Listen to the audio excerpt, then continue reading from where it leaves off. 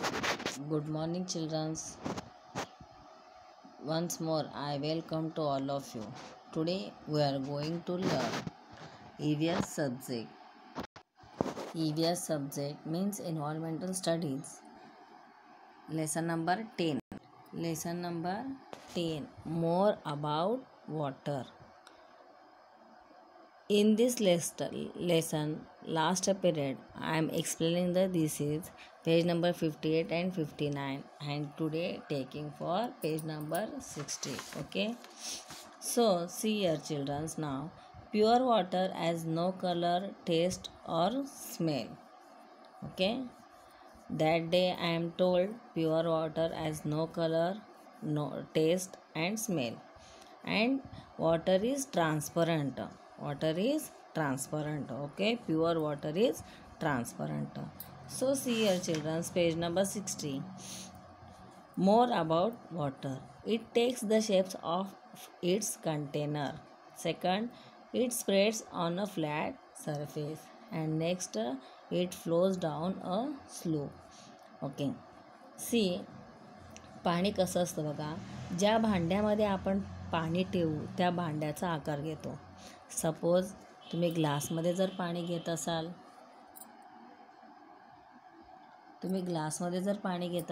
तर त्या ग्लासचा शेप येतो. पातेल्यामध्ये जर पाणी घेतलात तर त्या पातेल्याचा शेप येतो. It spreads on a flat surface. जर फरशीवर आपण जर पाणी टाकलं तर ते पाणी स्थिर राहू शकत नाही. ज्या ठिकाणी उतार आहे त्या ठिकाणावरून ते पाणी खाली खाली घसरत जाते, वाहत जाते. Okay, see here 3 states of water. पाण्याच्या 3 अवस्था असतात. ते काय आहेत आपण ते पुढं बघूयात. पहिल्यांदा आपण हे पाहूयात. 3 states of water. Try this. सगळ्यांच्या घरी फ्रीज आहे का? Okay, very good. मग तुम्ही पाहायचं आहे कसं होते काय नाही. Try this. Place a few ice cubes in a glass. Cubes म्हणजे खडे. कशाचे खडे? आईस म्हणजे बर्फाचे खडे. See what happens to them water after a while.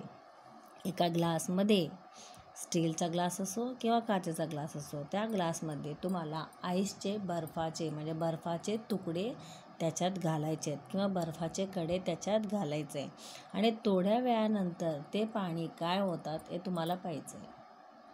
काय? वॉटर होते. Very good. कसं काय? बरोबर. मग आपण बघा, मग त्या ग्लासच्या बाहेरच्या बाजूला काय आलेले असतात? वाफ भरलेलं असते, त्याला डॉट्स आलेले असतात.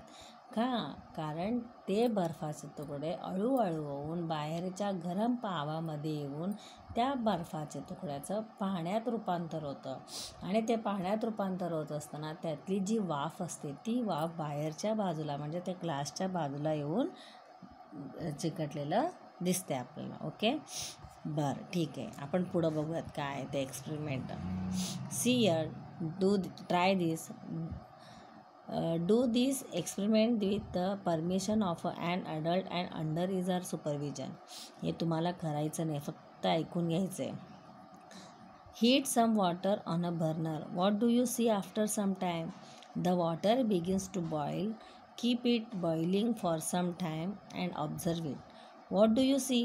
There is less water in the beaker.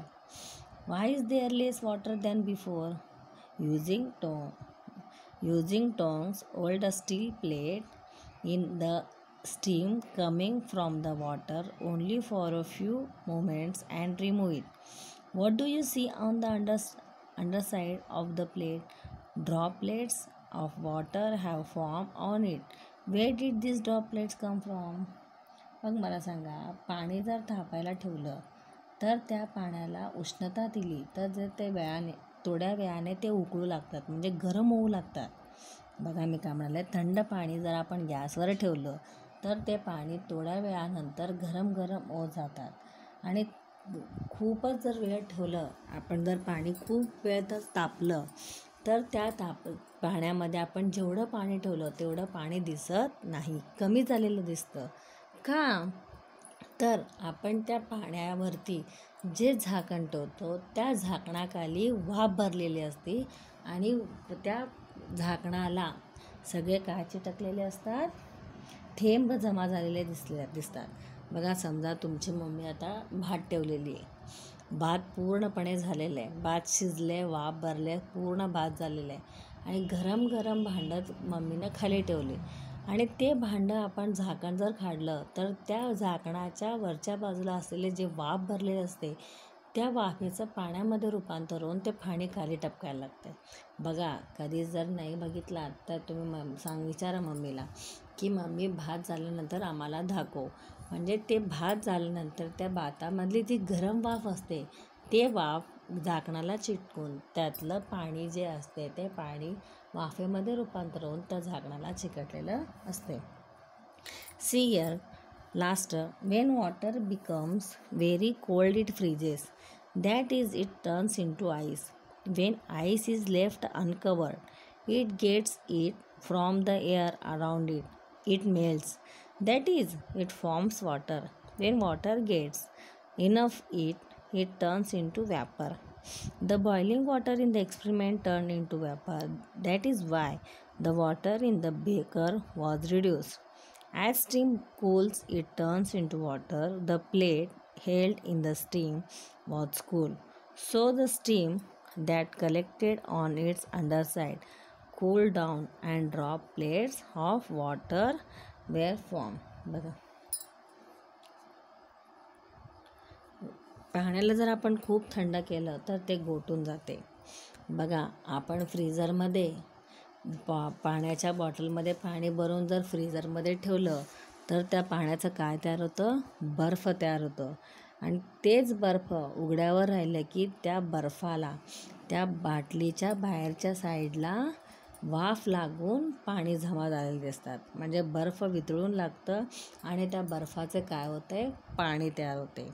मग आणि पाण्याला उष्णता दिली की ते पाण्याची वाफ होते. बघा, पाणी जर बर्फमध्ये ठेवलं तर त्या फ्रीजमध्ये ठेवलं तर त्या पाण्याचं बर्फ होते आणि त्या बर्फाचं जर आपण ते बर्फ जर बाहेर ठेवलं तर त्या बर्फाचं परत पाणी होतं आणि त्या पाण्याला जर आपण उष्णता दिली म्हणजे गरम केलं तर त्या पाण्याची वाफ होते.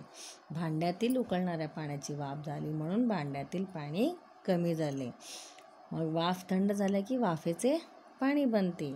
पाण्यातून येणाऱ्या वाफेत धरलेली झाकण जर गार झाली म्हणून झाकणाच्या खालच्या बाजूला जमा झालेल्या वाफेपासून पाणी तयार होते. आत्ताच मी सांगितलं तुम्हाला की राईस झाल्यानंतर ते राईस खाली ठेवल्यानंतर जसं ते भात थंड होऊ लागतं तर मग ते थंड होत असताना त्या झाकणाला वाफ धरलेली असते आणि त्या वाफेतून पाणी निसटत असतात. समजले?